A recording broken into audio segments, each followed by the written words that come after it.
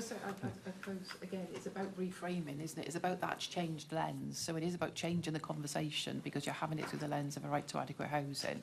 So what we're doing now isn't working.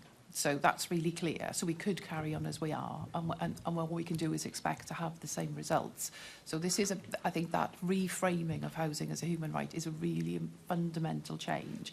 And I suppose what that's enabled to happen elsewhere is that galvanising of cross-government action, cross-public sector action, in order to address a problem. And I think one of the challenges that people working in housing and homelessness will often talk about is that it's not just a housing problem. You know, actually the solutions are much, much broader.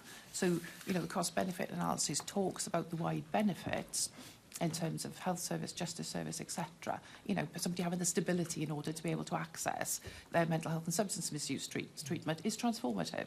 You know, so it's absolutely enabler for a whole load of other services to be able to deliver and deliver savings to them. And despite best intentions, are we effectively galvanising cross-government, cross-public sector action to work in a coordinated way with a long-term vision to end homelessness and to address housing need in Wales? And I think the answer would have to be no. And I think one of the difficulties is that we are currently in a system which is governed by short-term thinking. So we need to think beyond a zenith term. You know, the example of Finland I gave gives you an idea of sort of, you know, significant timescales. The cost-benefit analysis, again, talks about a 10-year timescale to realise.